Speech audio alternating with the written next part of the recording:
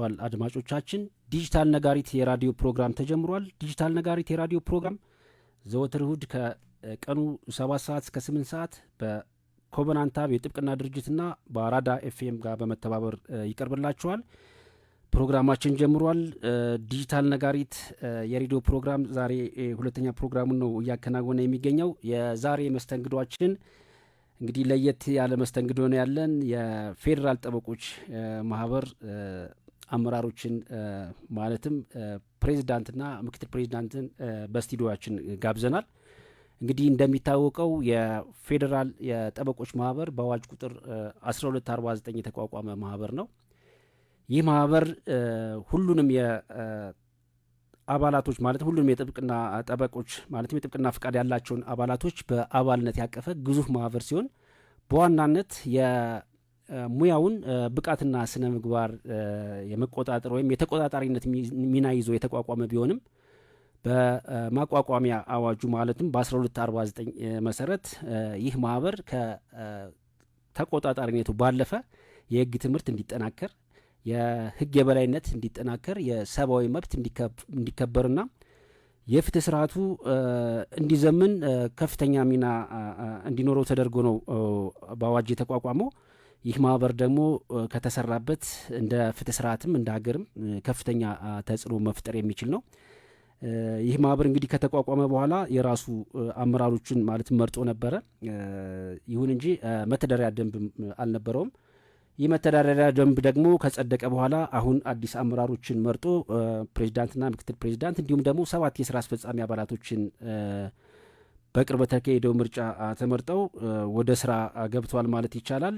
ስለዚህ በዋናነት ዛሬ እንግዳ አድርገን ያቀርብንላችሁ የማህበሩን ፕሬዚዳንት ጠበቃ ተስፋዬ ደረሰንና እንዲሁም ደግሞ የማህበሩን ምክትል ፕሬዚዳንት ጠበቃ መሰረት አያሌውን ነው። እንግዲህ አንድ የመግቢያ ሙዚቃ ከሰማን በኋላ እንግዶቻችን ራሳቸውን በማስተዋወቁ ፕሮግራማችን ይቀጥላል ማለት ነው። ሙዚቃውን ሰምተን እንመለስ።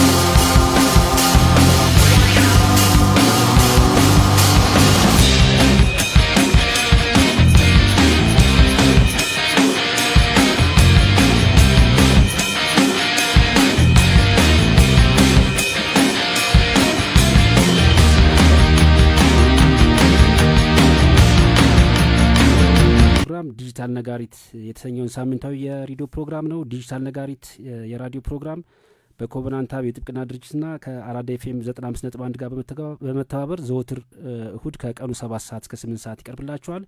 እንግዶቻችን ጋር እንቀጥላለን። አስተያየት፣ ጥያቄ ወይም ደግሞ ለእንግዶቻችን ደግሞ የሚጠየቅም ጥያቄ ካላችሁ በአጭር መልእክት 8554 እና በስልክ ቁጥር በ8545 እና በስልክ ቁጥር 011 58 54 31 ወይም ደግሞ የመጨረሻውን 32 አድርጋችሁ ጥያቄያችሁን ልታደርሱን ትችላላችሁ።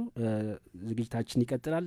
በቅድሚያ እንግዶቼ ወይም እንግዶቻችን እንኳን ደህና መጣችሁ። ራሳችሁን በማስተዋወቅ ትጀምሩልናላችሁ። እንግዲህ አድማጮቻችንም እንደሚከታተሉት ማንን ነው እየሰሙ ያሉት? እስኪ ከአቶ ተስፋዬ ጀምር እስኪ። እሺ፣ ተስፋዬ ደረሰ እባላለሁኝ። ያው ጠበቃና የህግ አማካሪ ነኝ። ላለፉት 27 አመታት በህግ አገልግሎት ላይ አለሁኝ። መጀመሪያ በዳኝነት፣ ከዚያ ደግሞ ላይ ያለፉት 22 አመታት ደግሞ በጥብቅና ስራ ላይ አለሁኝ። እንግዲህ ታህሳስ 4 በነበረው ምርጫችን ደግሞ ያው ፕሬዚደንት ሆኛለሁኝ የማህበራችን። እሺ፣ እንኳን ደስ አለዎት። እሺ መሲ። እሺ፣ አመሰግናለሁ። እንዴት ዋላችሁ? በቅድሚያ ጠበቃ መሰረት አያሌው ሳፋ ይባላለሁ። የህግ አማካሪና ጠበቃ ነኝ።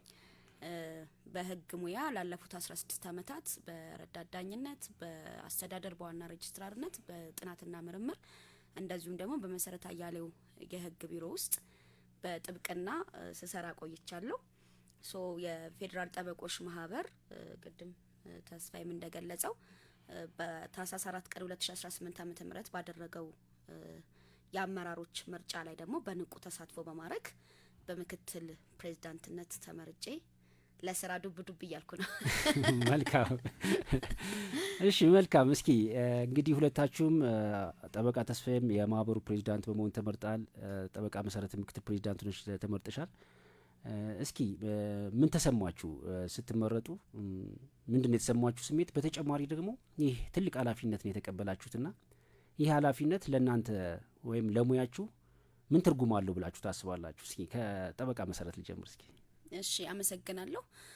ትልቅ ኃላፊነት ነው እና ትልቅ ደስታም ነው የተሰማኝ። አንድ ነገር ለማህበራችን ለሙያችን አስተዋጽኦ ለማድረግ ብርቱ ፍላጎት የነበረኝ ስለሆነ እንግዲህ እንደምታስታውሰው የጠበቆች ማህበር ትልቅ ለሀገር ኢምፓክት ያለው ብዙ ነገር ሊያረግ የሚገባ ንቃተ ህሊናን ህግ ማወቅን ለህብረተሰቡ የሚያደርግ ወገንተኝነቱን ለህብረተሰቡ አድርጎ ነጻና ገለልተኛ የሆነ የጠበቆችን መብትና ግዴታም ሊያስከብር የሚገባ በህግ የተቋቋመ ነው ይሄ ማህበርና ይሄ ማህበር ግን ማን ነው፣ ምን እየሰራ ነው፣ ምንድነው የሚለው ገና ልጅም ስለሆነ ከተወለደም ቅርብ ጊዜ ስለሆነ ያንን በማውጣት እንግዲህ ከሙያ አጋሮቼ ከነ ተስፋዬ ጋርም አብረን በመሆን ከፍተኛ ለሀገር ራሱ ማሳያ የሚሆን የምርጫ ቅስቀሳ አድርገናል። በዛ የምርጫ ቅስቀሳው ወቅት ጠበቆች ማህበር ምንድነው፣ ጠበቆች ማህበር ምን ሊሰራ ይችላል፣ ምን አይነት ኢምፓክት አለው የሚለውንና እንዳልኩ ደግሞ ለህብረተሰቡም ልክ እንደ አይነት ፕሮግራሞች ውጤታቸው ለህብረተሰቡ እንደሚያደርጉት አስተዋጽኦ ንቃተ ህሊና በማድረግ አመራሩን ሲመርጥ ግልጽ የሚታይ የሚዳሰስ ማን እንደሚመርጥ ምን እንደሚሰራ በሚያሳይ መልኩ ሆኖ ነው ምርጫ የተደረገው። በዚህ የምርጫ ሂደት ደግሞ ምን ልንሰራ እንደምንችል ምን ልናረግ እንደምንችል ሁላችንም ጠንካራ የጠበቆች ማህበር እንዲኖርና ለሀገራችንም ለሙያው ማስተዋጽኦ እንዲያደርግ ነው ምኞታችን። የኔ ምኞት እንደ ባለሙያ መከበርና ሙያውን ማስከበር ነው። ያንን ምኞት በተለያየ መልኩ ልናስፈጽመው የምንችላቸው ነገሮች አቅርበናል። አሁን ደግሞ አብረን ተመርጠናል። እኔና ተስፍሽ በስራም አብረን ነው የምንሰራው። ከኛም በተጨማሪ ደግሞ ስራ አስፈጻሚዎቹንም በመያዝ ትልቅ ኃላፊነት ነው ወስደን ይሄንን በህዝብ ፊት የገባነውን ቃል እኛም እንጀምረው አለ አስጀምረን ምናስቀጥለው አለ እኛ ጀምረን ምን ጨርሰው አለ። ስለዚህ ተቋም በአንድ ሌሊት የሚገነባ ነገር ስላልሆነ በዛ ሂደት ትልቅ ኃላፊነት ወስደን ኢምፓክት ለማሳደር ነው። እንደ ሙያ ምንድነው የሚሰማሽ ብለህና እንደ ባለሙያ ያው ጥብቅና ውስጥ እንዳለ ሰው ብዙ ጊዜ እንደሰራ ሰው የሆነ ነገር ለራስ ታገኛለህ። ግን ሰው ሲኖር ህይወቱ የሚለካው ለራሱ በሚያገኘው ነገር ብቻ ነው ብዬ አላምንም። ለሀገርም ለህብረተሰብም ለጓደኞቹም ለሙያ አጋሮቹም አስተዋጽኦ በማድረግ ነው። ስለዚህ ሙያችን የመከበር ሂደቱን ሙያውን የማስከበር ሂደቱን አስተዋጽኦ የማድረጉ ላይ ክፍተት አለ ብዬ አምን ስለነበረ ያንን ደግሞ ወደፊት ስላመጣውና ለዛም ኃላፊነት ስለተሰጠኝ አመስግኜ የራሴን አስተዋጽኦ ለማድረግ ነው እሳቤ። መልካም። እሺ አቶ ተስፋዬ እስኪ ምንድነው ይሄ ምርጫ ውጤቱና ያንተ ስሜትህ ምንድነው? ምን ትርጉም አለው? አመሰግናለሁ። ብዙ ነገር መሰረት ብለዋለች። እኔም በተመሳሳይ አንደኛ ያው ለዚህ ምርጫ አዲስ ምዕራፍ በተለይ ምርጫ አካሄደን በተመለከተ አዲስ ምዕራፍ ከፍተናል። ያ በጣም እንደ ስኬት አየዋለሁኝ። ከዚያ ደግሞ በዚያ በተከፈተው ምዕራፍ እንዳሰብኩት እምነት አግኝቼ በመራጩ በፕሬዝዳንትነት መመረጤ እጅግ ደስ አሰኝቶኛል። ግን ደስታ ብቻ ሳይሆን ደግሞ ከፍተኛ ያው መነሳሳቱ ከፍተኛ የኃላፊነትም ስሜት አምጥቷል። ይህንን እንሰራለን ያንን እንሰራለን ብለን በጋድ ለህዝብ ገልጸናል። ከመራጩ አልፎ ለሌሎች ገልጸናል። ስለዚህ ነገ ዝም ብሎ አድበስብሶ ማለፍ የሚቻልበት ሁኔታ አይደለም ያለው። ስለዚህ ቃላችንን መጠበቅ ደግሞ ግዴታችን ነው። ስለዚህ ከፍተኛ የኃላፊነት ስሜት ግን ያንን የከፍተኛ የኃላፊነት ስሜት እውነት ለመናገር ያለኝ የቁርጠኝነት ስሜትም አብሮ አለ። አቅም በፈቀደ እግዚአብሔር ጤና በሰጠኝ እድሜ በሰጠኝ እስካለው ድረስ በደንብ ለመስራት ቁርጠኝነት አለኝ። አንዲት ነጥብ ምንድነው እንግዲህ እኛ በጥብቅና 22 አመት ቆየው ስል ያው በዚህ ሂደት ውስጥ የተለያዩ የምናለቅስባቸው እንደ ጠበቆች የምናዝንባቸው እንዲህ ቢሆን የምንላቸው ነገሮች አሉ። ለምሳሌ ለ5 ደቂቃ ጉዳይ 5 ሰዓት ፍርድ ቤት አጥፍተን ወደ ቢሮአችን የምንመለስበት ማረሚያ ቤት ማለት ሽታው አእምሮን በሚረብሽ አፍንጫን በሚሰነፍጥ ሽታ ባለበት ሜዳ ላይ ደንበኛን ያነጋገርንበታል። ይሄ ነገር ይሄንን ነገር ለመቀየር የሚያስችል ካሉት ከሌሎች ተቋማት ጋራ ሰርተን ይሄን ነገር ለመቀየር የሚያስችል እድል ለምን አንድ ኃላፊነት ምን ይሰጣል? አብሮ የሆነን ነገር ለመስራት እድል ይሰጣል። ያ እድል በእጅ ገብቷል ብዬ ተስፋ አደርጋለሁና ያንን ነገር ለዚያ ምላሽ መስጠት ያስችላል። ያው ደስ ይለኛል። መልካም። ያው እንግዲህ እንደምታውቁት ኃላፊነት ብዙ ጊዜ ሰው ወደ ኃላፊነት ሲመጣ እንኳን ደስ አላችሁ የሚባለው ግን እንደኔ እምነት እንኳን ደስ አላችሁ የሚባለው ያው ያ ሰው መስራት የሚፈልግ ሰው ስለሆነ ሀሳቡ ስለተሳካለት እንኳን ደስ አላችሁ ሊባል ይችላል። ግን ደግሞ አንዳንዴ በሌላ መንገድ ካየነው ደግሞ እዳ ነው የሚሸከመው። በተለይ ደግሞ ልክ እንደኛ ሀገር ላለ ሁኔታ በተለይ ማደግ ላለ ተቋም ገና ጠበቆች ማህበር ገና ጅምር ተቋም ነው። በጣም ትልቅ ስራ የሚጠየቅበት ነው እና ብዙ ኃላፊነት ነው የምትሸከሙት። ብዙ ኢንተረስቶች ነው ባላንስ የምታደርጉትና እንደ ዳም ነው የሚወሰደው ማለት ነው። ዞሮ ኃላፊነታችሁን የተረዳችሁበት መንገድ ደስ ይላል። ሌላ መጠየቅ የምፈልገው እንግዲህ ወደ ዋና ውይይታችን ከመግባታችን በፊት እንደ መግቢያ ነው። እንግዲህ ምርጫውን ሂደት አይታችሁታል። ሁለታችሁ በጣም ተፎካካሪ ነው የነበራችሁ። የአሜሪካን ምርጫ ራሱ አስመስላችሁት ነበርና እና ምንድነው ምን ታዘባችሁ በዚህ ሂደት ውስጥ? በጣም ሁለታችሁ ንቁ ተሳትፎ ነው የነበራችሁ። በጣም ብዙ ደጋፊዎች ነው የነበሯችሁና ምን ታዘባችሁ? ወደፊት በሚቀጥለው ምርጫ በህግ የሚስተካከል ነገር የምትሉት ነገር ይሄ በህግ ቢመራ የምትሉት ነገር ካለ ባጭሩ እንስማና አንድ እንግዳ በስልክ አግኝተን እንመጣለን ማለት ነው። እስኪ ባጭሩ ከአቶ ተስፋዬ እንጀምር እስኪ። ያው እንግዲህ ምንድነው የምርጫው ሂደት ከሞላ ጎደል በተጓደለ የምርጫ ስርዓትን በሚመራ ደንብ ነው የተመራው። የመተዳደሪያ ደንባችን ላይ ስለ ምርጫ የሚለው ብዙ ያላካተታቸው ነገሮች አሉ። ለምሳሌ የምርጫ ዘመቻን እኛ ከፍላጎት ተነስተን ያው እንደዚህ መሆን አለበት ከሚል እምነት ማለት ነው ከዚያ ተነስተን እንትን አደረግ ነው እንጂ የሚገዛው የማህበራችን ደንብ አልነበረም።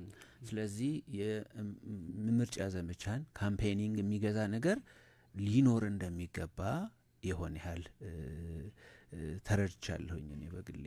ለምሳሌ ስለ ኢንዶርስመንት እና ቴስቲሞኒ አከራካሪ ነገሮች ተነስተዋል።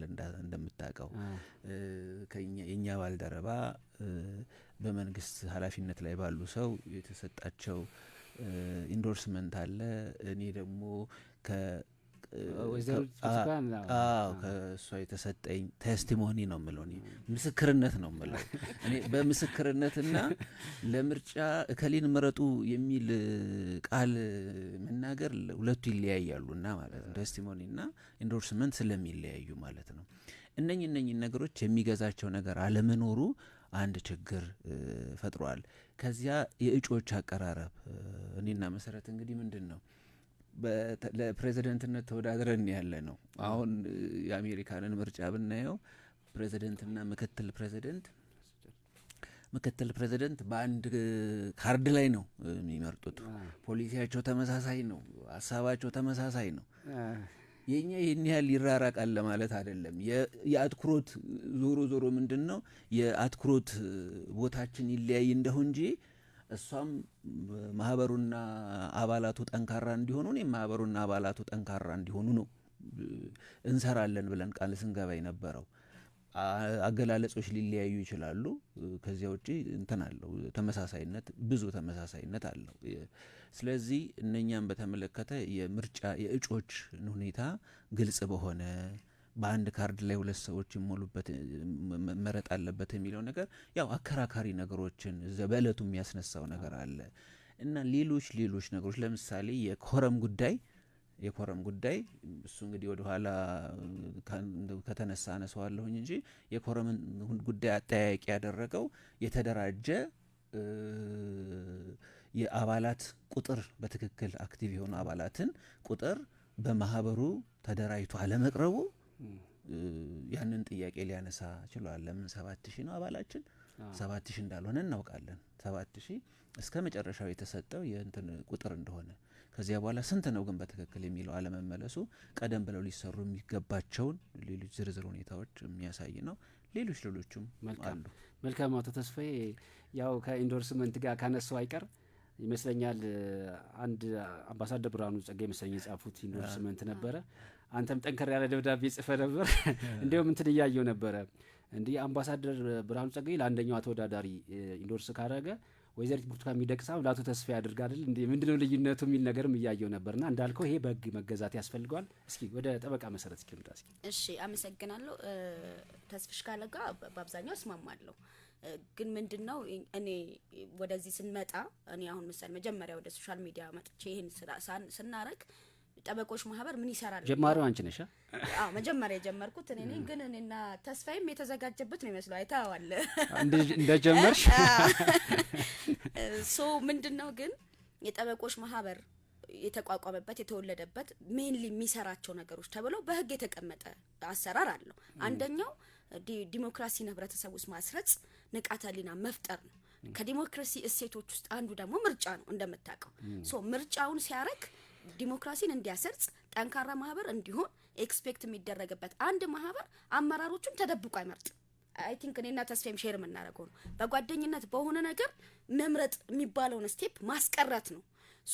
የጠበቆች ማህበር የሚሆን ሰው ለምንድን ነው ይሄን መለመሰለ በፊት እንደዛ አድርገን መርጠን ኩዌሽን ስናረግ የታለ ምን ሰራችሁልን ስናረግ እንደውም ቅድም እንዳልኩ አንተ አስገድደኑላ ያስመረጥናቸው አይነት ሴንሱላ ሰዎች ይመልሳሉ። እንደኛ በፍላጎት መምጣት ያስፈልጋል። ይሄ ማህበር ትልቅ ማህበር ነው። ትልቅ ማህበር መሆን የሚችል ነው። ትልቅነት ደግሞ የሚመጣው ኦቨርናይት አይደለም። ኢትስ ኤ ካይንድ ኦፍ ፕሮሰስ ነው። ከፕሮሰሱ አንደኛው ደግሞ አመራሩን እንዴት ይመርጣል ነው። ጠበቃው ህግ የሚያቅ ዲሞክራሲ የሚያቅ አመራረጥ የሚያቅ ሰው ምርጫ ፕሮሰሱን ካምፔኑ ማወቅ አለበት ነው። እንደኔ ተስፋዬን ወይዘሮ ብርቱካን ኢንዶርስ ስታረገው አይቼ በጣም ማደንቃት ስለሆነ እንደውም አጌንስት ፕሪንሲፕል እንዴት ሴቶችን አልደገፈችም የሚል አይነት ተሰማን እንጂ ደስ ብሎናል። ምክንያቱም ዘወይ የተጻፈበት በጣም ደስ የሚል ነው።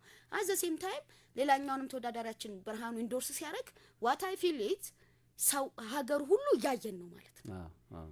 የጠበቆች ማህበር ይሄ ነው ገባ አይችልም። ቫይብረንት ነው። ህግ በተፈጥሮ መሪ ነው፣ ሊድ ነው የሚያረገው። ስለዚህ የሁሉ ሰው ህብረተሰቡ መነጋገሪያ ሆነናል። ማን ነው ተስፋዬ ነው መሰረት ናት፣ ያቺኛዋ መሰረት ናት፣ ተስፋዬ ምን አለው፣ ያቺኛዋ መሰረት ምን አላት፣ እንዴት ነው የሚሄድ ይሄ መነጋገሪያና በዚህ ትራንስፓረንት በሆነ ምርጫ ደግሞ መተን አቶ ተስፋዬ ሲያሸንፍ እኔ ምክትል ሲሆን እኔ የሱን ማሸነፍ አክሴፕት አድርጌ መጀመሪያ እሱን እንኳን ደስ አለሽ ያለኝ እኔ ቀጥዬ እንኳን ደስ አለህ አልን አብረን ለመስራት ኮኦፕሬት ለማድረግ ሌሎቹም የተሸነፉትም ኢሚዲየትሊ ሲያረጉ ምን እያስተማርን ነው? ስለዚህ በሆል ዘ ሆል ጉድለቱ እንዳለ ሆኖ ይሄ የሚቀመጥ ነው። ግን ቅድመ ተስፋዬ ደግሞ እንዳለው ፕሮሲጀሮቹ አካሄዶቹ ለምሳሌ መላተ ጉባኤ ሞላ የሚባልበት ድምጽ አሰጣጥ ሂደት ኢቨን የካምፔን ሂደቱን በተመለከተ ፕሮሲጀር ያስፈልገዋል። ሶ የምርጫ ደንቡ የሚለው ምርጫ አስፈጻሚ አሁን ገና ስለሆነ ነው እንጂ ምርጫ አስፈጻሚ ከምርጫው 1 አመት በፊት ነው የሚቋቋመው።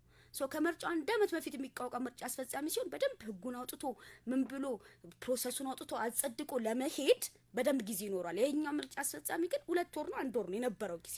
ሶ በዛ አጭር ጊዜ ውስጥ ብዙ ስራ ትልቅ ስራ ሰርቷል። we will understand ክፍተቶቹንም እንረዳለን። አሁን ደግሞ እኛ ስንመጣ አይተናዋል ክፍተቶቹ የቱ ጋር እንደሆኑ ያን አርገን አትሊስት እኛ ካረግነው በላይ እንጂ በታች ማረግ ከዚህ በኋላ መሻለ። መልካም እሺ አመሰግናለሁ። እስኪ አንድ ስልክ ተቀበልን መለስ። አጋጣሚ ዛሬ ያው ይሄን ፕሮግራም እናዘጋጀው ኮቨናንት አብዮት ጥብቅና ድርጅት ከአራዳ ኤፍኤም ጋር በመተባበር ነውና የኮቨናንት አብዮት ጥብቅና ድርጅት ማኔጂንግ ዳይሬክተር አጋጣሚ ለስራ ከከተማ ስለወጣች ነውና እስኪ ወይዘሮ ትመት መስመር ላይ ያሉ እስኪ ታስገቢልናለሽ?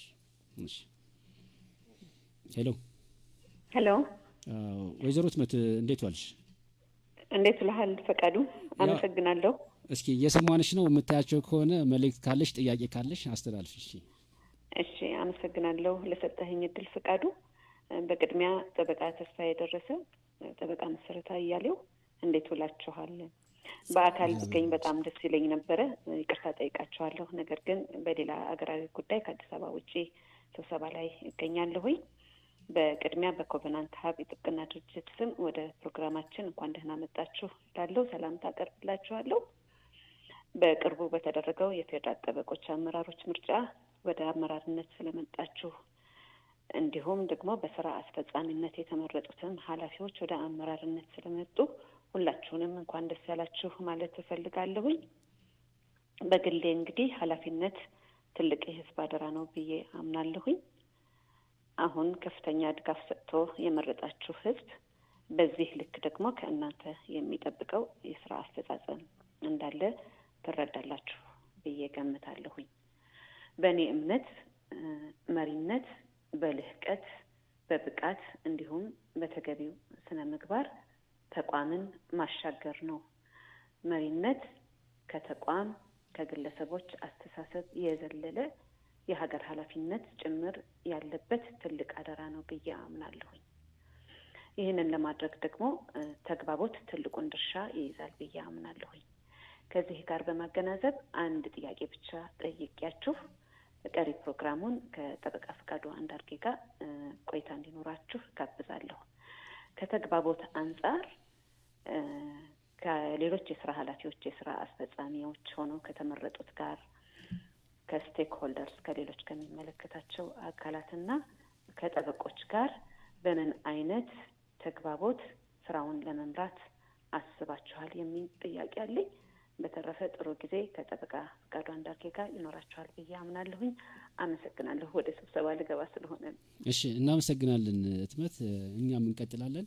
ያው ጥያቄውን በየትመትን ጥያቄ እንይዘውና በኋላ ትመልሳላችሁ ማለት ነው። እስኪ ወደ ውይይታችን እንለፍና እንግዲህ ያው ዝርዝር ሰዓት ካለን ሰዓት አንጻር አጠር እያደረግን ነው የምናቀርበውና እስኪ አሁን ያለውን የማህበሩን አጠቃላይ ቁመናና ጥንካሬ እንዴት ትገመግሙታላችሁ? በተለይም የማህበሩ መዋቅራዊና ወቅታዊ ፈተናዎች ምንድናችሁ ብላችሁ ታስባላችሁ? ባጭሩ እስኪ ከማን ጀምር? እሺ እስኪ መሰረት ባጭሩ። እሺ አመሰግናለሁ። ባጭሩ ቅድም ተስፍሽ ገልጾታል።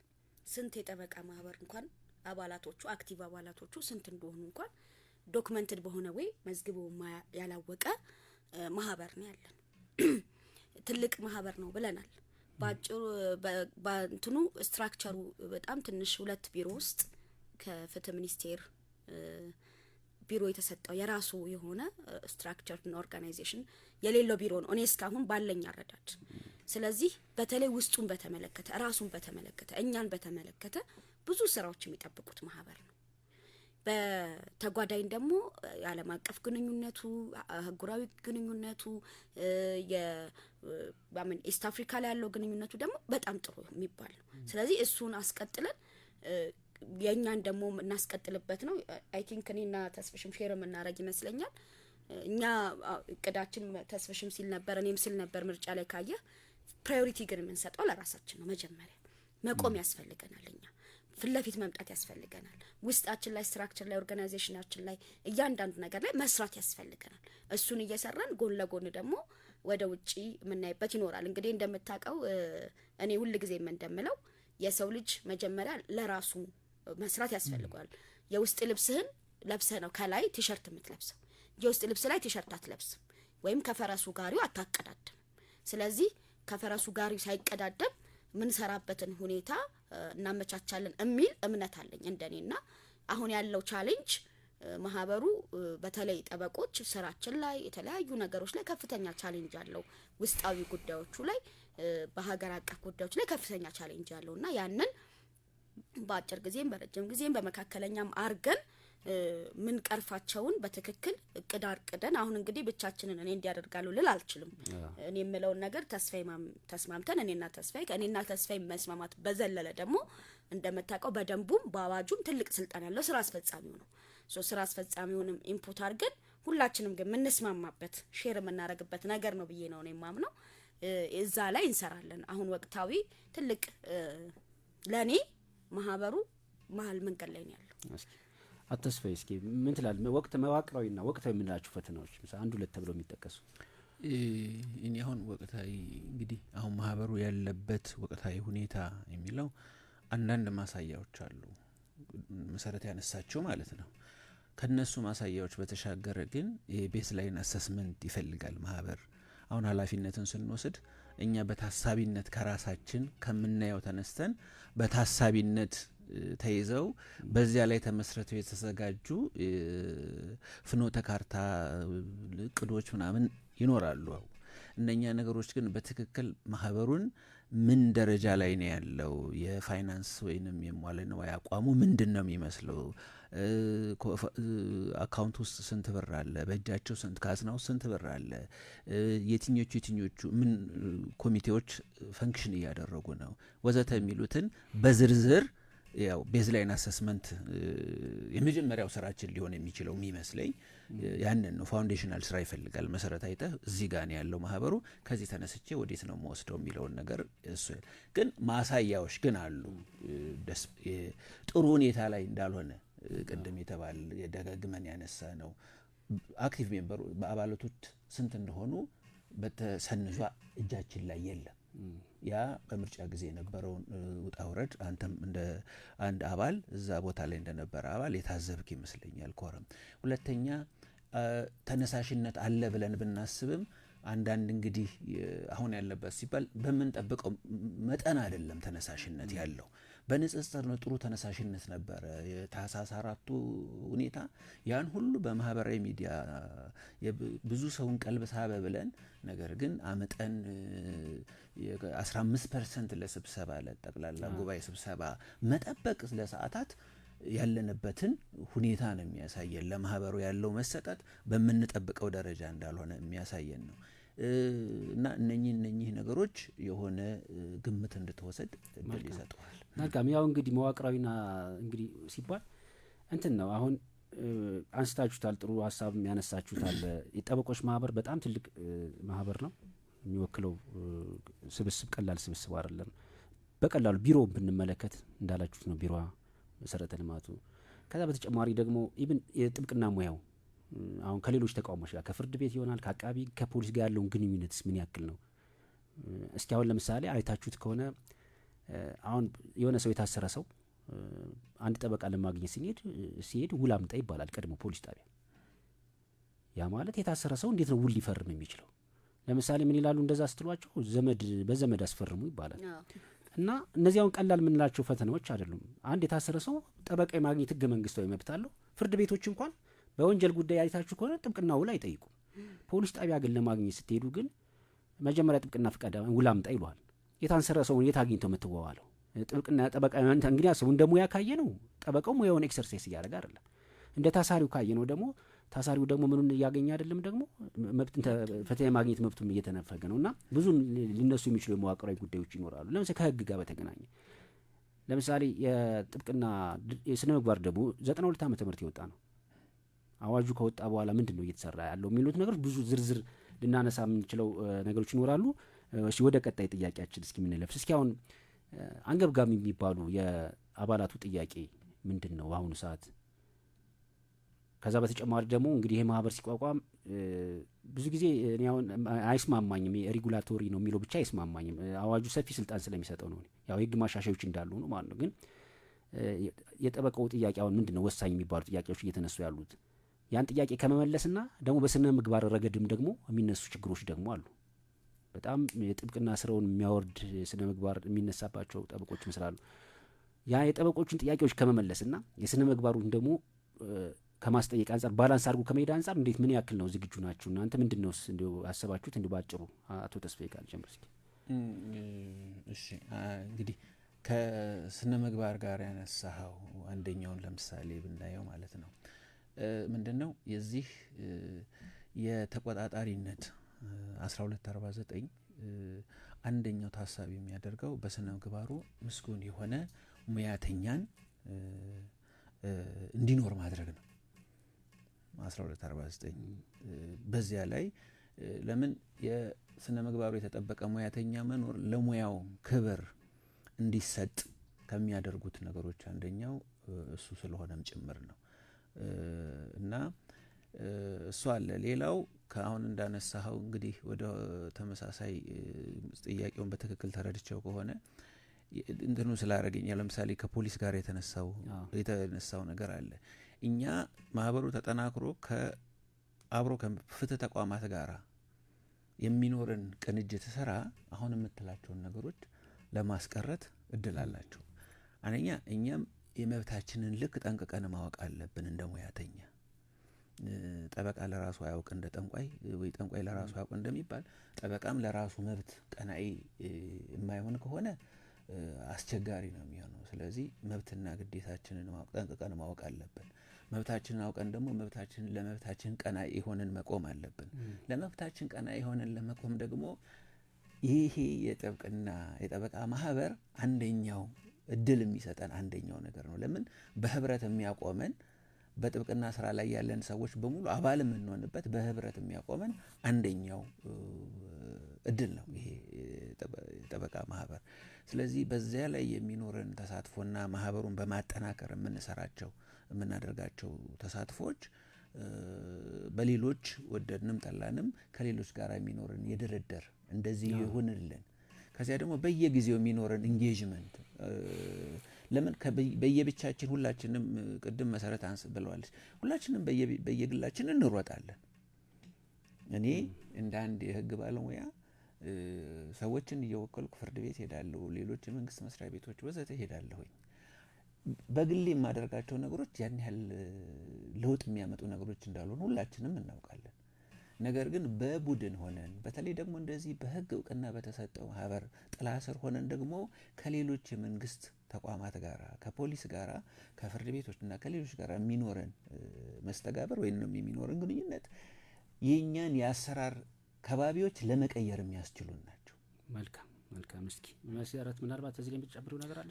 ምንድነው ባጭሩ ለመጨመር እኛን አሁን ቻሌንጅ በጣም ወቅታዊ ሁኔታ ሆኖ የገጠመን ነገር እንደ ጠበቃ ቅድም እንዳልኩ ነው መንታ መንገድ ላይ ሆነናል። ስራችንን ለመስራት ብዙ ተግዳሮቶች እየተጋፈጥን ያለን አሁን ከፖሊስ ጋር ተያይዞ ከፍርድ ቤት ጋር ተያይዞ ቅድም ተስፍሽ ብሏል 5 ደቂቃ ተጠርተ ለመስተናገድ 5 ሰዓት ምን ጠብቀውን ትንሽ ነገር ስልክ ኮሪደር ላይ የሆነ ነገር አልረክ ተብሎ ምንታሰረውን በአጀንዳችን ይቀጠርልን። እኔ ራሴ ፌስ ያረኩት ነገር ስለሆነ ነው። የአጀንዳ ቀጠሮ በመጠየቅ የመነሻት በምን የህግ አግባብ ነው እኔ በአጀንዳ መቀጥረው? የትኛው ህግ ነው የሚያስገድደኝ ያሉኝ የችሎቱ ዳኛ። እንዴ ህገ መንግስቱ ነው የሚያስገድደው። በጠበቃ ተወክሎ መከራከር ህገ መንግስታዊ መብት ነው። እቺን በማረጋችን የሚገጥመን የዕለት ተዕለት እስሮች በተለያዩ ክልሎች የሚገጥሙ ተግዳሮቶች ይሄ ተግዳሮቱ ደግሞ አድጎ አሁን ላይ ስራችንን ለመስራት ከታክስ ጋር ከሌሎች ጋር ተያይዞ ከፍተኛ የሆነ ተግዳሮት እየገጠመን ነው። ይሄንን ተግዳሮት በሁለት መልኩ ልንመልሰው ይገባል። አንደኛው ተደራጅተን አንድ ላይ ሆነን ጠንካራ ማህበር ሲኖረን አሁን አየህ ቫይብራንት የሆነ ሊድ የሚያደርግ ሁሉም ሰው የሚያቆቆ ሲሆን ራሱ ስትደራደር ራሱ የመደራደር አቅምህን ራሱ ይጨምርልሃል። ስለዚህ የማህበር ቤት የጋራ ቤት ነው፣ የኔ ቤት አይደለም፣ ያንተ ቤት ብቻ አይደለም። ሁላችንም አንድ አስተዋጽኦ ማድረግ አለብን። እንደ አንድ መቆም ያስፈልገናል። ለራሳችንም ለሀገርም ለህብረተሰብም የሚያስተርፍ ሊሆን ይገባልና በመደራደሩም በዲፕሎማሲውም እኛም ጠንካራ ሆነን አንድ ሆነን ስንቆም የመሰማት አቅማችንን ከፍ ስለሚል እንደሱ ማድረግም ከእንደገና ከዛም አልፎ ደግሞ የህግ ባለሙያዎች ነን እኛ። እንኳን ለራሳችን መብት ለሰው መብት ቆመን ፍትህና ህግን እናስከብራለን የምንል እና ለራሳችን ማናቅ ግን መሆን የለብንም፣ መብቃት አለበት። እሱ ነው የኛ ሀሳብ። መልካም አመሰግናለሁ። ያዳመጣችሁ ያላችሁት ዲጂታል ነጋሪት የራዲዮ ፕሮግራም ነው። አድማጮቻችን መልእክት በ8545 ልትልኩልን ትችላላችሁ። እንግዶቻችን እንዲጠይቁላችሁ የሚፈለገው ጥያቄ ካላችሁ ማለት ነው። ቀጣይ እስኪ ወደ ቀጣይ ጥያቄያችን እንለፍ። እስኪ እንግዲህ የጠበቆች ማህበር ቅድም እንደገለጽኩት በአዋጅ ተቆጣጣሪ ሬጉላቶሪ ሆኖ ቢቋቋምም በሀገር ፍትህ ስርዓት ላይ እንደ ሀገር ትልቅ ተጽዕኖ መፍጠር የሚችል ስልጣን አለው ብዬ ነው የማስበው። ለምሳሌ ምን ይላል አዋጁ? የጠበቆች ማህበር የህግ ትምህርት እንዲስፋፋ እንዲጠናከር፣ የህግ የበላይነት እንዲከበር፣ የሰብአዊ መብት እንዲከበር፣ የፍትህ ስርዓቱ እንዲሻሻል ኃላፊነት ተሰጥቶታል፣ የመስራት ኃላፊነት። ያ ማለት ይሄ በአንድ አንቀጽ ይሄ ሲቀመጥ ዝም ብሎ አይደለም የተቀመጠው፣ ራሱን የቻለ ዓላማ አለው። ለምሳሌ ህግ የበላይነት መከበር አለበት ይላል፣ ማስከበር ይችላል አለበት። ሰብአዊ መብት እንዲከበር ይሰራል ይላል። እንደዚህ ሲያደርግ ድንጋጌውን አስቀምጦታል። ከዛ እንዴት ይተገበራል፣ ይሄ ህግ የበላይነት እንዴት ሰብአዊ መብት ይተገበራል የሚለው በኋላ የማህበሩ ጥንካሬ ተከትለው የሚመጡ ነገሮች ናቸውና ከዚህ በተጨማሪ የማህበሩን እንደዚህ ተጽዕኖ ከማጉላት አንጻርና ተደራሽነቱን አንድ ላይ ነው። ተጽዕኖ ይጎላል፣ ተደራሽነቱን አሁን ክልል ላይ የፌዴራል ጠበቆች ተመዝጋቢዎች አሉ። ባለፈውም እንደ ምርጫው ላይ ሲነሳ የነበረው ያን ምቹ ሁኔታ አልተፈጠረም ክልል ላይ ላሉት የሚልም ነገርም ስለነበረ አጠር አድርጋችሁ የማህበሩን ተጽዕኖ ፈጣሪነት እና ተደራሽነት ከማጉላት አንጻር ምን መደረግ አለበት ብላችሁ ታምናላችሁ እንደ ማህበር? እስኪ አሁን ደግሞ ከመሰረት ጀምር። እሺ አንተ እንዳልከው ነው እንግዲህ ሬጉላቶሪ ቦዲ ነው ሲባል የተቆጣጣሪነት ስልጣን አለው ሲባል እኔ በእኔ እምነት ወይም በእኔ አረዳድ ግዴታን ብቻ አይደለም የሚቆጣጠረው ማህበሩ፣ መብቱንም ነው የሚቆጣጠረው።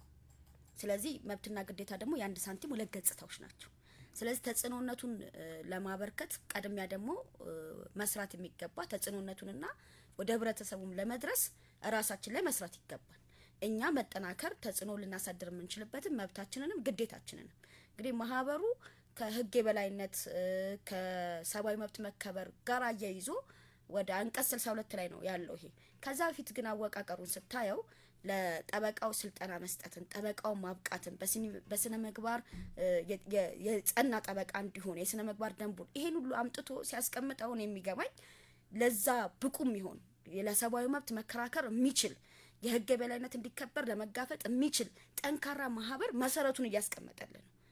ዛሬ ኦቨርናይት ተነስተህ ቅድም እኮ ገልጸዋል። እኛውን ባለፈው ፖሊስ ጣቢያ ሄደን ተጣልተናል። እንገባለን አትገቡም ራሱ ትንሽዬ እንኳን የኛ መብት ለማስከበር የማይችል አይነት አቋም ላይ ነው ያለነው ብዬ ነው ማምነው። ይሄንን ችግሮቻችንን በፊት ለፊት መነጋገር ያስፈልጋል። ስለዚህ እኛም ላይ ተሰርቶ እያንዳንዱ ነገር በእቅድ ተሰርቶ የህግ የበላይነት መከበር። ሌላ ሀገር እንዴት ነው እስከ ህግ የበላይነት የሚያስከብሩት? ሌላ ሀገር የባር አሶሲዬሽን ምን ኤክስፒሪየንስ ነው ያላቸው? እሱን እኔ ቱ ሰም ኤክስተንት ወደዚህ ለመምጣት ስል ሳይ ምሳሌ የአሜሪካን ባር አሶሲዬሽን ማለት በህግ አውጪው፣ በህግ አስፈጻሚው፣ በህግ ተርጓሚው የሚፈራ ኢንተርፌር የሚያደርግ ግንብ የሜክሲኮን ግንብ ገነባለሁ ብሎ አስተዳደሩ ሲነሳ ይሄ ከህግ ውጭ ነው የሰብአዊ መብት ይጥሳል ብሎ ክስ የሚያቀርብ ከኢሚግሬሽን ጋር ምናምን ተያይዞ ብዙ ጊዜ የሚነሱ ክሶችን የሚያቀርብ ነው። ጎረቤታችንን ኬንያን መውሰድ እንችላለን። ምርጫ ሀገር አቀፍ እንኳን ምርጫ ሲካሄድ የህግ የበላይነት አይደለም ብሎ ኩዌሽን የሚያደርግ ነው። ሶ እንደዛ ነጻና ገለልተኛ ተቋም እንዲኖረን ነው ምኞታችን። ነጻና ገለልተኛ ተቋም ግን ስለፈለግን ብቻ የሚመጣ ነገር አይደለም። በአንድ ሌሊትም በ2 አመት በ3 አመት የኛ ስልጣን ዘመን ራሱ ብቻ የሚፈጸም ነው ብዬ አላምንም። ግን መሰረቱን ማስቀመጥ እንችላለን። ሂደቱን ፕሮሰሱን ማስኬድ እንችላለን። ቅድም እንዳልኩ እኛ ወገንተኝነታችን ለፍትህ ነው፣ ወገንተኝነታችን ለህብረተሰቡ፣ ወገንተኝነታችን ለህግ ነው፣ ወገንተኝነታችን ለህግ የበላይነት ነው። ስለዚህ ያንን ባላንስ ማምጣትና በሀገራችን አንድ አስተዋጽኦ ማድረግ እንችላለን በሙያችን እንደ አንድ ባለሙያ። የህግ ሙያ ደግሞ ይህንን ይጠይቃል። ስለዚህ ያን የምናደርግበት የህግ የበላይነት የምናስከብርበትን አዋጁ ላይ እንግዲህ ጠቅለል ብሎ ነው የተቀመጠው። ግን መተዳደሪያ ደንባችንን ከአንቀጽ 17 ጀምረህ ብትመለከተው የህግ የበላይነትን እንዴት ሊያሰርጸው ይችላል፣ እንዴት ሊያመጣው ይችላል፣ ህብረተሰቡ ዘንድ መጀመሪያ ንቃተ ህሊናውን እንዴት ሊፈጥረው ይችላል ምን ብዙ ነገር ተቀምጧል። እኛም እንግዲህ አንደኛው መንገድ ብዬ ነው አሁን አንደኛው ማምነው እንዲህ አይነት ሚዲያዎች መኖር አለባቸው። ምንድነው ህጉ? የህግ የበላይነት ማለት ምን ማለት ነው? ሰፊ ትርጉም ነው አይደለ? ህገ መንግስታዊ መብት ነው፣ ትልቅ ህግ ነው። እሱን ማድረግና የተለያዩ አይነት ስልጠናዎችን ከህግ ትምህርት ቤት ጀምረክ ትሬኒንጎችን መስጠት። ምሳሌ እኔ ሳስብ የነበረው ወይም ያመጣሁት በኋላ አሁን እንግዲህ አጠቃላይ ሁላችን ልንፈጽመው የምንችለው የተለያዩ ሙት ኮርቶችን የምናረግበትን የህግ ተማሪዎችን የምናመጣበትን አሁን ተወሰነ መነቃቃት ፈጥረናል አይደል? ይሄ መነቃቃት ይዘን የክልሎች ላይ ያሉ የጠበቆች ለምንድን ነው እኛ ሙሉ ኢትዮጵያን ዞረን የማንሰራው? ይህስ ትክክለኛ ጥያቄ እኮ ነው። ኦሮሚያ ሄጄ እኔ ጠበቃው ኦሮሚያ ያለው ሰው እኔ ጥብቅና እንድቆምለት ከፈቀደልኝ ለምን ይከለክለኛል? ፍርድ ቤቱ ያስተርጉምና ያስቁመኝ። የሰው የህብረተሰቡ ፍላጎት አይደል? ሀገራችንንስ የምናውቅበት መንገድ አይደል? እርስ በርሳችን የምንገናኝበት መንገድ አይደል? ይሄ የጠበቆች ማህበር የፌዴራል ብቻ ሳይሆን ያጠቃላይ ኢትዮጵያ የሚሆንበት አዋጁ በምን አግባብ ሊሻሻል ይገባል። መሻሻል የሚገባቸው ብዙ ነጥቦች ስላሉ ግን እሱ መሻሻል የሚገባው እንዳለ ሆኖ አዋጁን እንዴት ኤክሰርሳይዝ እናደርጋለን የሚለው ደንብ አለ። እንግዲህ የተወሰነ መተዳደሪያ ደንብ አውጥቷል ማህበሩ። ይሄን በጠቅላላ ጉባኤው ጸድቋል። ያንን ደንብ ይዘን ደንቡ መሻሻል አለበት የሚልም ወገን አለ። መሻሻል ካለበት እናለኛ ህግ ዳይናሚክስ ነው፣ ክፍት ነው፣ ኦፕን ነው፣ ሁሉ ጊዜ ለመማር ዝግጁነት የሚፈልግ ነው ብዬ ነው ማምነውና ያ ሲሆን እንዳለ ሆኖ ግን ደግሞ ስራዎችን ከዛ ተነስተን መስራትና መሰረቶችን ማስቀመጥ የምንችልበት ሂደቶች ይኖራሉ ብዬ ነው ማስበው። መልካም። እስኪ አቶ ተስፋዬ እስኪ የማህበሩ ተጽዕኖ ለማጉላት ምንድነው መጀመሪያ ያነሳው መንደርደሪያ እኔ በጣም የምጋራው ነው። የተቆጣጣሪ ማህበርም ቢሆን እንግዲህ ዋነኛው ነገር ተቆጣጣሪነት ብቻ ሳይሆን ለሌሎች የሚተርፍ ስራ መስራትም ነው። እንደውም በምርጫው ሂደት ላይ እንደዚህ አይነት ነገሮች እንዲህ አይነት አስተያየቶች በአንድም በሌላ ሲመጡ ስላየሁኝ አንዲት አጭር ጽሁፍ ለመጻፍ ሙከራ አደረኩኝ። ተቆጣጣሪነቱ እንደውም ተሳትፏችን የበለጠ ከፍ ሊያደርገው ነው። ሙሉ በሙሉ ሙያውን የሚመራ ማህበር አለ። ስለዚህ እንደውም እኮ አንደኛው የማህበሩ ትግል መሆን ያለበት ፍትህ ሚኒስተር ያለውን ስልጣን ወስዶ ራሱ ሁሉን ነገር እንዲመራ ነው። ስለዚህ የበለጠ እንደውም ወደ ማህበሩ መጠጋትና ማህበሩ ላይ ንቁ ተሳትፎ እንዲኖረን መትጋት ነው ያለብን። ከዚያ ደግሞ ለኔ የነገሮች መመዘኛ ለኔ ምን ተረፋለኝ ተብሎ መነሳት የለበትም። በግሌ ለኔ ምን አትረፋለሁ ብቻ አይደለም። ለምን የጋራ ደግሞ ትርፍ አለ፣ የሀገር ትርፍ አለ። አንዳንዴ ሚዛናችን ወደዚያም ማደግ አለበት። ለግሌ ብቻ ተረፋለሁ ሳይሆን ለጋራ ምን እናተርፋለን፣ ሀገር ከዚህ ምን ታተርፋለች። ከዚያ ደግሞ አዋጁ አንተ እንዳልከው ለህግ የበላይነት ለህገ መንግስታዊነት መስረጽ ይሰራል። ይሄን የሚሰራባቸው የተለያዩ መንገዶች መሰረት ቅድም ያነሳቸውን ጨምሮ ማለት ነው መንገዶች አሉ።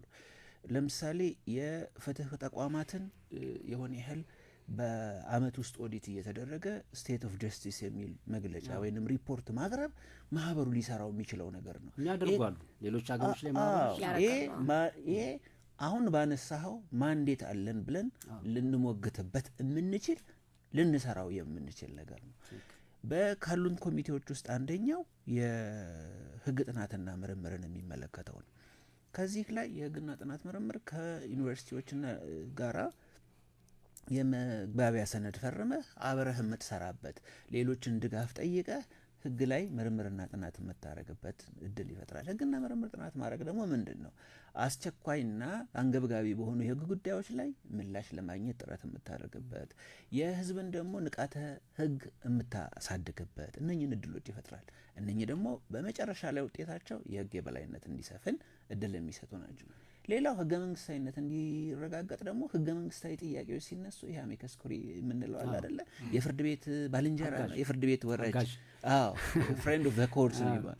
ያንን አይነት ህገ መንግስታዊ ጉዳዮች ላይ አንደኛ እንድንጋበዝ ተሳትፏችን ሲጎዳ እርግጠኛ ሆኑ እዚህ ጉዳይ ላይ ጠበቃ ማህበሩ ምን አስተያየት አለው? አሁንም እኮ ይባላል ራስ ያንኳኳ የህግ ባለሙያዎች ማህበር ላይ ራሱ በዚህ ጉዳይ ላይ እንላለን። አሁን ደግሞ ጠንካራ ማህበር ከሆነ 4000 ምናምን በላይ አባላት ያሉት ማህበር ሲሆን ያ በጣም በብዙ ስራ ሰርተው ወደዛ የመጡ ሰዎች ያሉበት ጠንካራ ማህበር ሁሉንም ማሳተፍ ስንጀምር በዚህ ጉዳይ ላይ በህገ መንግስት ጉዳይ ላይ የማህበሩ አስተያየት ምንድን ነው ብሎ በጥልቅ ጥናት የተደረገበት ደንበኛ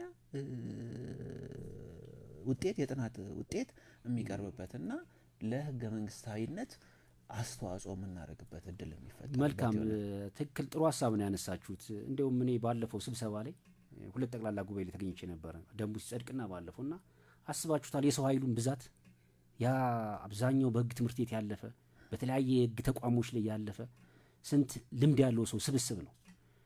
ይሄ ስብስብ በደንብ አድርገህ ካልመራኸው አቅሙን መጠቀም ካልቻልክ እንዲሁ ባክኖ ነው የሚቀረው። እድሜ እየገፋ ነው የሚመጣው። ባለፈውም እኛ ህትመትም እያነሳችሁ ነበር እንደዚህ በዚህ ጉዳይ ላይ ማለት እና አቅም አለ፣ በጣም ብዙ አቅም አለ። ያንን መጠቀም ያለ መጠቀም ጉዳይ ነው የሚሆነው። አሁን ተስፋዬ ብለዋል። ሌሎች ሀገሮች የጠበቆች ማህበር ስትመለከቱ አመታዊ የሰብአዊ መብት ሪፖርት ያወጣሉ፣ የህግ የበላይነት ሪፖርት ያወጣሉ። ኢቭን የዲሞክራሲ ጠባቂ ዋችዶግ ናቸው። ስለዚህ ምንድን ነው ግን የሚወሰነው ማህበሩ ማንን ነው የሚመስለው? አመራሩን ነው የሚመስለው። በነገራችን ላይ ማለት ይሄ አመራሩ በጣም ቪዥነሪ ሲሆን፣ በጣም ከሬጅ ያለው ሲሆን ምን ይሆናል ማለት ነው? ማህበሩ በጣም ተጽዕኖ ፈጣሪነት መሆን ይችላል ማለት ነው። እና ጥሩ ሀሳብ ነው ያነሳችሁት ለማለት ነው። እስኪ ወደ ቀጣይ ጥያቄያችን እስኪ እንግዲህ ምንድን ነው የሚባለው ጠዋት ሲታለም ይታደራል ነው የሚባለው አይደል? እንግዲህ ያለ ህልም ያለ እንትን አይኖርም። ያ ማለት እያሰብክ እሰራለሁ እያልክ ነው የምትኖረውና በአጭር ጊዜ ውስጥ እስኪ እንፈጽመዋለን የምትሉት ያው ቢሮ ገብታችሁ የምታቀዱትን መሆኑ እንደተጠበቀው ነው። ያው እዛ ደረጃ ላይ እስካሁን ላደርሱ እንደምትችሉ አምናለሁ። ርክክብ ስለሚኖር ባጭር እስኪ ባጭር ጊዜ ውስጥ እነዚህ ነገሮች እንሰራለን የምትሏቸው ሰዓታችንም ለመቆጠብና እንትን ለማለት እስኪ ባጭር ጊዜ ውስጥ በ100 ቀናት ብላችሁ እነዚህ እንዲስተካከሉ እንሰራለን የምትላቸውን እስኪ ካቶ ተስፋዬ ልጀምር እስኪ።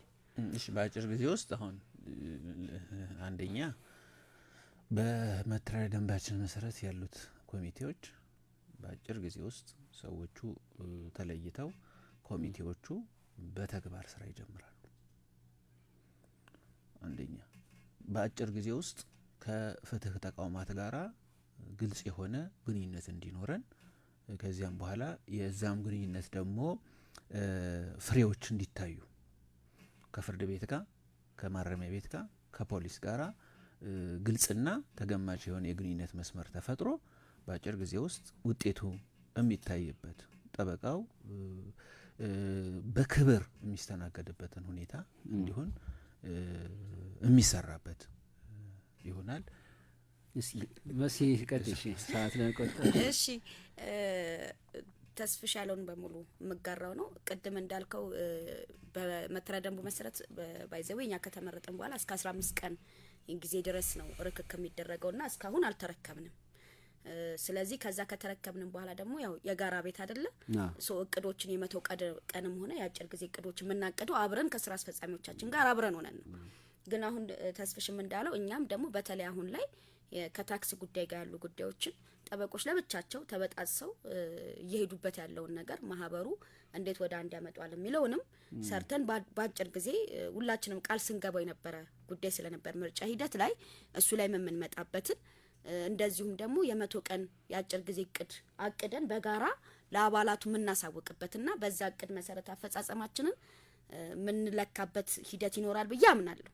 ግን እኔም ተስፍሽ የምንጋራው ዋናው የመጀመሪያው ነጥባችን ራሳችንን እንመለከታለን፣ ማህበራችንን እንመለከታለን።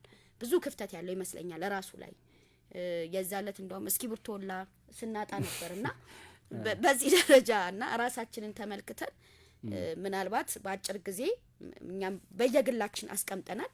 እሱ እንዳለ ሆኖ ያንን አንድ ላይ አድርገን በ100 ቀን የምንፈጽመውን አንተም አንድ የጠበቃ አባል ስለሆንክ እንዳንድ ጠበቃም ስለሚመለከትህ ባለን የሶሻል ግሩፕም ወይም በማህበሩ እንትን ተጠቅመን አሳውቀን ወደ ስራ መንገባበት ሂደት ይኖራልና ርክክቡም ግን እስካሁን አልተረከባችሁም የሚል እንኳን ሐሳብ ቢኖር መተዳደሪያ ደንቡ ላይ እስከ 15 ቀን ስለሚል ማህበሩም ጊዜ ስለፈለገ አልተረከብንም ማለት ተስፋው በጣም እየጠየቀ ነበር። አመሰግናለሁ። ያው እስኪ ፕሮግራማችን ሰዓታችን ያጠቃልልን ስለሆነ ቅድም ህትመት ያነሳችሁንና እኔም በመጨረሻነት ያስኩት ጥያቄ ነው። ውጤት አብሮ መስራትን ይጠይቃል። ህትመት የሚያነሳችሁ የጋራ ግብና የጋራ አላማ ነው ሰውን አብሮ የሚያኖረውና እስኪ በአንድነት ከመስራት ለማህበራችሁ እስኪ አንድነት ቃላችሁ የምትገልጹበት ካለ ህትመት ካነሳችሁ ጥያቄ አንፃር እስኪ ከመሲል ጀምርና ባጭር አብሮ መስራትን በተመለከተ ምን ይጠብቃል? እንግዲህ እኔ ቅድም ሁለታችንም ብለናል። ያ ምርጫ ውድድሩ የምርጫ ውድድር ስለነበረ ነው፣ ካምፔን ስለነበረ ሁላችንም ደግሞ ተወዳዳሪው ስለነበርን ነው ስናሳይ ነበረው ፉክክሩን እንጂ እኔና ተስፍሽ ሲኒየሬ ነው፣ አክባሬ ነው፣ በጣም ማከብረው፣ በጣም በቀላሉ ከሰው ጋር የሚግባባ ሰው ነው ተስፍሽና አብረን ምንሰራ ሰዎች ነን ብዬ አስባለሁ። ባጠፋ የሚያስተካክለኝ ይሄ ትክክል አይደለም ተስፍሽ ብለው የሰዎችን ሀሳብ ለመቀበል ዝግጁ የሆነ ነው። ስለዚህ በጋራ ጠንካራ ማህበር ለማድረግ ማህበራችንን በእኛ ዘመን መሰረት ጥለን የነ ተስፋዬ የነ መሰረት ዘመን እንደምናስብለው እርግጠኛ ነኝ። እግዚአብሔርም ደግሞ ይጨመርበታል። የሁላችንም ፍላጎት ስለሆነ ይሄ ነው የምለው። መልካም አቶ ተስፋዬ አመሰግናለሁ። ነሲበ ደስ ብሎኛል። እኔም ይሄው ነው ሀሳቤ። እኛ ጉዳያችን የግል ጉዳይ የለንም። ጉዳያችን የማህበር ጉዳይ ነው። ስለዚህ ዋናው ነገራችን ምንድነው? የማህበሩ ግቦች፣ ሀሳቦች ከታሰበላቸው እንዲደርሱ ማድረግ ነው። ስለዚህ ድራይቭ የሚያደርገን የማህበሩ ጉዳይ ነው እንጂ የግል ጉዳያችን አይደለም። ግንኙነታችን በመከባበር ላይ ከዚያ ትልቁን ስዕል በማየት ላይ በዋናነት የሚያተኩሩና ከዚያም በኋላ ሀሳባችንና ራሳችንን የምንለጥልበት ሀሳቤ ተቀባይነት አላገኘም ማለት እኔ ተቀባይነት አላገኘውም ማለት አይደለም። የሌሎች ሀሳብ ከኔ ሀሳብ ተመዝኖ የሌሎች ሀሳብ ስለተሻለ ነው ብዙሃን ወደዚያ ያደሉት ብለን በመረዳት በመተሳሰብ ውጤት እንደምናመጣ ለምን በስራ አስፈጻሚም የተመረጡትን ሰዎች የሆነ ያህል እናቃቸዋለን። በምናቃቸው መጠን ተመሳሳይ ሀሳብና አላማ ግብ ያላቸው ራእያችንን የሚጋሩ ሰዎች ናቸው። ስለዚህ እኔ እውነት ለመናገር ውጤት እናመጣለን የሚል ተስፋ አለኝ። ተግባቦትንም ውጤት በሚያመጣ ሁኔታ በበሰለ የተግባቦት ዘዬ ተግባራችንን እንፈጽማለን የሚል ሙሉ እምነት አለ። መልካም አመሰግናለሁ። ደስ ይላል እንትናችሁ። እኔም እንደዛ ነው የማስበው፣ እንደምታሳኩትም አምናለሁኝ። ምናልባት ሰዓታችን እየሄደ ስለሆነ አንዳንድ ደቂቃ የምታስተላልፉት መልእክት ካለ ከአቶ ተስፋዬን ጀምርና አንዳንድ ደቂቃ። እሺ፣ አመሰግናለሁ። እኔ የማስተላልፈው አባላቱ ባለን ይሄ አንደኛ በመደማመጥ ነገሮችን በስሜት ሳይሆን በመደማመጥ ለሚነሱት ኢሹዎች ሲነሱ እነኛን ነገሮች በአስተዋይነት በመደማመጥ እንዲሆኑ፣ ሁለተኛ የኛ ስኬት ያለነሱ ተሳትፎ በምንም ስሌት በዚህ ወደ አመራር የመጣን ሰዎች ልናሳካው የምንችለው ነገር የለም። ስለዚህ ወጣም ወረደ ያለነሱ ድጋፍ ልናደርገው ስለማንችል ድጋፋቸውን በምንጠይቅበት ጊዜ ተሳትፎ በሚፈልጉ ጉዳዮች ላይ ሳያመነቱ ተሳታፊ እንዲሆኑና እንዲያግዙን መጠየቅ ነው። መልካም መሲ። እሺ፣ አመሰግናለሁ። በቅድሚያ አራዳንና የእናንተን ኮቨናንት የህግ ቢሮ እንዲህ አይነት ፕሮግራም ስላዘጋጃችሁልንና ሀሳባችንን ስለጠየቃችሁ አመሰግናለሁ። ወደፊትም የማህበሩን ጉዳይ የኛ ጉዳይ ነው የኔ ጉዳይ ነው ብላችሁ ፕሮግራሞችን እየሰራችሁ ንቃተ ህሊናውን የአባላትን ተሳትፎ እንድታደርጉ አደራ ጭምርና ጥላለሁ። የማህበራችን አባላት እንግዲህ ጥሩ መነቃቃት አርገናል። እኛ የህግ ባለሙያዎች ነን። የህግ ባለሙያው በተፈጥሮ መሪ ነው፣ በተፈጥሮ ተጽዕኖ አሳዳሪ ነው። አሁን ደግሞ የኛ ጊዜ ነው ብዬ ነው የማስበው። አንድ ላይ በጋራ ሆነን አንድ ውጤት ማምጣት እንችላለንና ኑ በጋራ እንስራ፣ ኑ በጋራ ቤታችንን መሰረት እንጣል ነው የምለው እንደ ስሜ። አመሰግናለሁ። አድማጮቻችን አብራችሁ ስለቆያችሁ እናመሰግናለን። ዲጂታል ነጋሪት የራዲዮ ፕሮግራም ነው ከአራዳ ኤፍኤም 95.1 እና የኮቨናንት ቤት ጥብቅና ድርጅት በጋራ በመተባበር የሚያቀርበው ሳምንታዊ ፕሮግራም ነው። ሳምንት በሌላ ርዕስ እስከምንገናኝ ሰላም ቆዩን። እናመሰግናለን። እኛም እናመሰግናለን።